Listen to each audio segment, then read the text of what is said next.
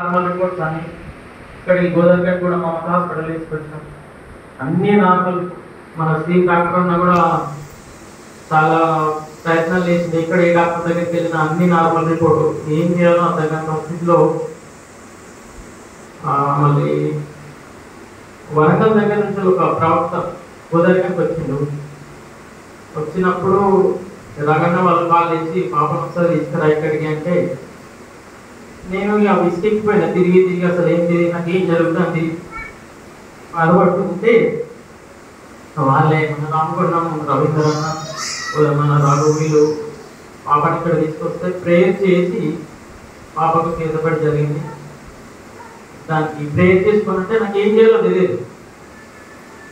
ఇక ఆ సమయంలో అన్న మీరేమో చెప్పారు, నాకు ఏం అర్థం కాలేదంటే రవీంద్ర చెప్తున్నట్టు నాకు అర్థం కాక నెక్స్ట్ డేనే పాపని తీసుకొని వరంగల్కి వెళ్ళిపోయినా. ఇక్కడికి వెళ్ళిన తర్వాత అన్న ప్రార్థన చేసుకుంటే అసలు ఏం ప్రార్థన చేయాలో ఏమో తెలియదు. అన్న ఏం చేయాలో అర్థమైంది అంటే ఒక బుక్ ఇచ్చి ప్రార్థన చేసుకోమన్నారు. హాస్పిటల్ తిరిగితే తగ్గనిది కేవలం ప్రార్థన ద్వారా. అంటే పాప 4 నెలలు అసలు తినడానికి బెదిరించిన ఏం చేసినా తినకపోతుండే. తింటే 5-10 నిమిషాలు వాటింగ్ చేసుకునేది. అక్కడ వరంగల్ తీసుకెళ్లే రోజు చేయి పట్టుకొని తీసుకెళ్తే ట్రైన్ దిగేటప్పుడు కింద పడిపోయే పరిస్థితి వచ్చింది. అలాంటి సమయంలో అక్కడ తీసుకెళ్ళి కేవలం ప్రార్థన ద్వారా ఒక 6 రోజులు ఆమెనే సొంతగా ప్రార్థన చేస్తూనే ఒకరోజు తినిపించిందని అన్నం తినిపిస్తా అంటే వద్దు డాడీ నేనే తింటాను సొంతగా తిన్నారు. 4 నెలల తర్వాత సొంతగా అన్నం తినలేదు. తర్వాత అక్కడి నుంచి వెళ్ళి మళ్ళీ ఇంటికి వచ్చినాక మళ్ళీ ఒక 10 days బాగుంది. ఆ 10 రోజుల తర్వాత మళ్ళీ కన్ను ప్రాబ్లం వచ్చింది. కన్ను ప్రాబ్లంతో మళ్ళీ ఏం చేయాలో అర్థం కాక హాస్పిటల్కి వెళ్తే అక్కడికి వెళ్ళినా. మళ్ళీ వరంగల్కి వెళ్తే అక్కడ అన్న చూసి ఐ హాస్పిటల్కి తీసుకెళ్ళండి అంటే ఐ హాస్పిటల్ తీసుకెళ్తే ఒక 5 డాక్టర్లు చెక్ చేశారు. బాబా వాళ్ళకి ఏం అర్థం కాలేదు.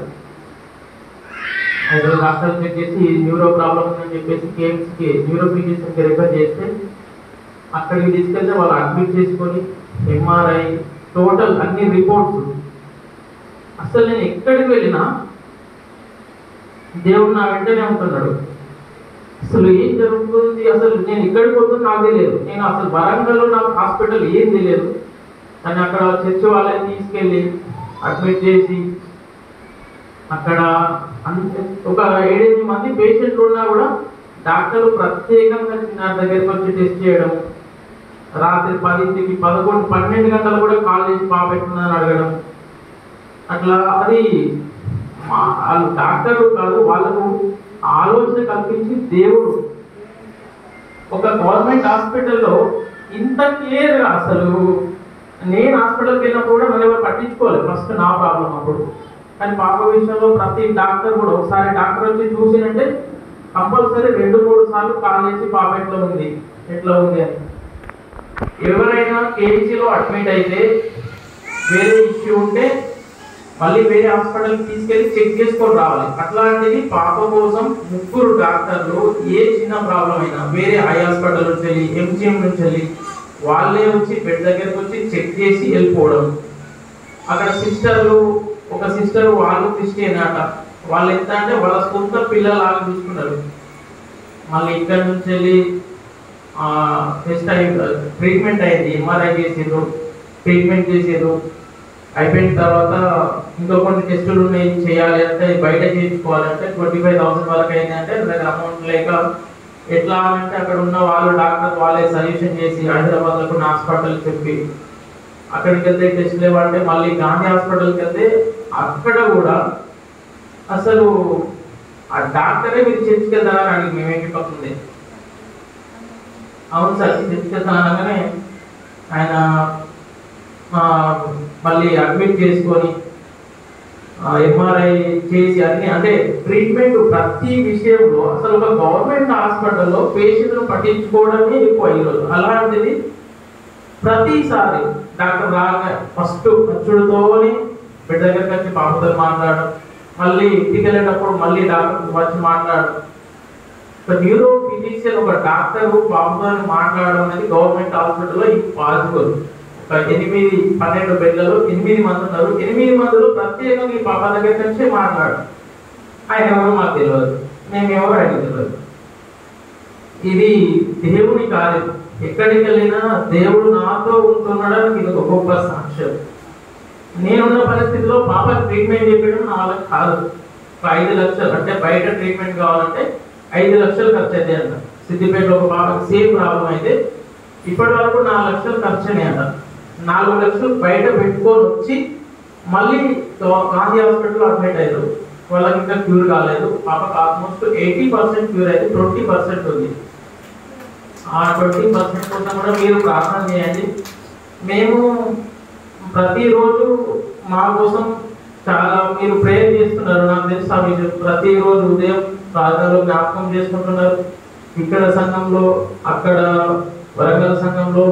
అసలు వరంగల్ సంఘం మేమెవరో వాళ్ళకి తెలియదు, వాళ్ళెవరో మాకు తెలియదు. కానీ మేము విన్నప్పుడు మీరు ఇక్కడ ఎట్లా చూస్తున్నారు, ఒక 10 రోజులు మమ్మల్ని అట్లా చూస్తున్నారు. అక్కడ అసలు క్రీస్తు ప్రేమ అనేది అసలు బయట అన్యులలో చూస్తే స్వార్థం, ఈ రోజు వాడుకున్నామా వదిలేసాం అన్నట్టు ఉంటుంది తప్ప ఒక క్రీస్తు బిడ్డ అనగానే ఎంత ప్రేమ అనేది నేను సొంతగా అనుభవించిన. ఏదో నా మాటలు చెప్పడం కాదు, ఎవరో నాకు చెప్తే వినడం కాదు, నా సొంత అనుభవపూర్వకంగా చెప్తున్నా.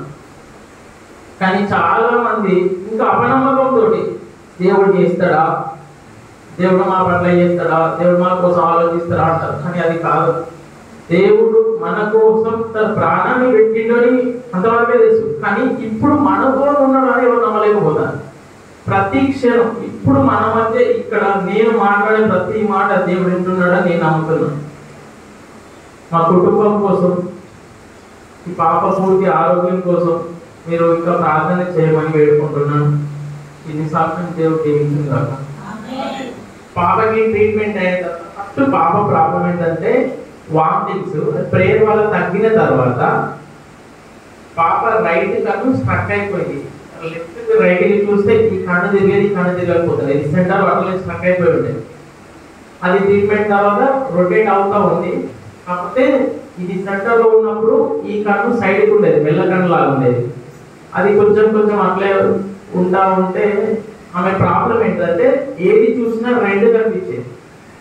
ఒక కన్ను మూసుకొని చూస్తే ఒకటే కనిపిస్తుంది, 2 కన్నులతో చూస్తే 2 కనిపిస్తుంది. ఒక బాటిల్, వాటర్ బాటిల్ అక్కడ పెట్టి అక్కడ ఎన్ని బాటిల్ ఉన్నాయంటే 2 బాటిల్ అని చెప్పేది. ఎవరైనా అక్కడ ఎవరైనా నిల్చొని ఉంటే ఎంతమంది ఉన్నారంటే 2 అనేది. అట్లా ఒక 4-5 డేస్ అక్కడనే ఉంది. తర్వాత పోయిన అమావాస్య రోజు సాయంత్రం నైట్ 9 గంటలకు ప్రేయర్ స్టార్ట్ అవుతుంది. 8-8:30 వరకు కూడా పాప 2 వేలు కనిపిస్తూనే ఉన్నాయండి. ఏది అడిగినా 2 కనిపిస్తున్నాయి. నడవమంటే ఇబ్బంది పడేది, ఎందుకంటే డబ్బులు కనిపిస్తే పడిపోయేది కింద. ఆ అమావాస్య రోజు ప్రేయర్ నైట్ 9 గంటలకు స్టార్ట్ అయింది. 12:30కి ప్రేయర్ అయిపోయింది. పాస్టర్ వచ్చి ప్రేయర్ చేసి సిరి నీకు ఎన్ని కనిపిస్తున్నాయంటే ఒకటే కనిపిస్తాడు అనేది. అప్పటిదాకా ఆ ప్రేయర్ అయిపోయేసరికి రాత్రి 12:30 అయింది. 12:30కి ఆకకి అసలు అడగాలనేది కనిపించిందో. ప్రేయర్లో ఎట్లు ఉంటుందంటే అసలు ఎవరు నమ్మరు, అన్యులేదు అసలు ఎవరు నమ్మరు. ఎందుకంటే అంతకు నేను నమ్మలేదు. ప్రేయర్ అనేది అసలు ఒక సేవకుడు ప్రేయర్ చేస్తున్నాడంటే అంతకుముందు చర్చికి వచ్చి అంటే మందిరంలోకి వచ్చి మనతో మాట్లాడే వరకే చూస్తాం. కానీ అంతకుముందు ఆయన ప్రార్థన, వచ్చే ముందు ప్రార్థన, వచ్చిన తర్వాత ప్రార్థన. ఎప్పుడు అక్కడ ఎంతమంది వచ్చారు, వాళ్ళకు ఏ ప్రాబ్లం ఉంది, అందులో నుంచి ఎట్లా బయటపడాలనేది దేవుడితో మాట్లాడుతూ నేను చాలా గమనించిన. ఎప్పుడు దేవుడితో మాట్లాడదు అంటే మన ప్రాబ్లమ్స్ దేవుడి దగ్గరికి తీసుకెళ్లి వాటికి ఆన్సర్ కోసం ఎదురు చూస్తా ఉంటుంది. ఆ అమావాస్య రోజు ప్రేయర్ అనేది చిన్నారి విషయంలో ఒక అద్భుతం. అది 8:30 కూడా 2 కనిపిస్తున్నాయి అనేది. నైట్ ప్రేయర్ అయిపోయిన తర్వాత 1 కనిపిస్తుంది అనేది. ఆ రోజుతోని ఆ డబుల్ పిక్చర్ అంటే ఒకటే చూస్తే 2 కనిపించే ప్రాబ్లం సాల్వ్ అయిపోయింది. ఆ కన్ను రొటేట్ కూడా క్లియర్ అయింది. మామూలుగా కొత్త ఎవరు చూసినా మెల్ల కన్ను లాగా ఈ కన్ను మొత్తం బ్లాక్ టచ్ ఉండేది, సెంటర్లో ఉండేది మొత్తం బ్లాక్ టచ్ ఉండేది. ఇట్లా చూసేది వింతగా. గుండె చేయించుదామని చెప్పి మా పెయిన్లు, విపరీతమైన పెయిన్లు. మేము హాస్పిటల్లో ఉన్నప్పుడు పాస్టర్ వచ్చి ఇట్లా బెడ్ పైన నిల్చుంటే పెయిన్లు మొత్తం బయటికి వచ్చినాయి. బియ్యంలో నుంచి లక్క పురుగులు తెచ్చి బయట ఉడుకుతాయి కదా, అట్లా కనిపించినాయి పెయిన్లు. ఒకటే మాట అన్నాడు, ఈ క్లాస్ ఉండద్దు, గుండె చేపియండి అని అనగానే కటింగ్ షాప్కి వెళ్ళి తీసుకెళ్ళి గుండె చేపిస్తే ఆ అర్థం ముందు కూర్చోబెడితే ఆమె ముఖాన్ని చూసి ఆమెనే భయపడ్డది. అంటే ఆ కళ్ళని చూసి అని తీసుకుంటున్నా. అప్పటి వరకు ఆ మొహం ఆమె చూసుకోలేదు. కటింగ్ షాప్ లో కూర్చొని ఇట్లా చూసి అంటే ఏది అనుకుంటా కళ్ళు ఇట్లున్నాయి అంటారు. అలాంటిది ఇప్పుడు ఆల్మోస్ట్ సెట్ అయిపోయింది. 20% ఉంది. అది కూడా దేవుడు బాగా చేస్తాడని నేను నమ్ముతున్నా. మెడిసిన్ ఎంత పని చేసిందో ఆ మెడిసిన్ పని చేయాలంటే దేవుడు మనల్ని కాస్తూ ఉండాలి. దేవుడు మనల్ని చూడకపోతే ఏ మెడిసిన్ పని చేయదు. అసలు డాక్టర్ మన దగ్గరికి రాదు. ఇది నా అనుభవం. ఎందుకంటే డాక్టర్ ప్రత్యేకంగా చిన్న దగ్గరికి వచ్చి అడగడం, రాత్రి 11కి ఏ డాక్టర్ ఫోన్ చేయడు. అది ఎంత పెద్ద గాంధీ హాస్పిటల్లో, కేఎంసీలో, సూపర్ స్పెషాలిటీ హాస్పిటల్, అందులో వాళ్ళు రాత్రి 11కి 12కి ఫోన్ చేసి పాప తిన్నదా, పడుకున్నదా, అంతమంది ఉన్నాక పాప పట్ల అంత కేర్ అనేది దేవుడు కల్పించుకొని మా పట్ల చేశాడని నేను నమ్ముతున్నాను. మా కుటుంబం కోసం, చిన్నారి పూర్తి ఆరోగ్యం కోసం ప్రార్థన చేసి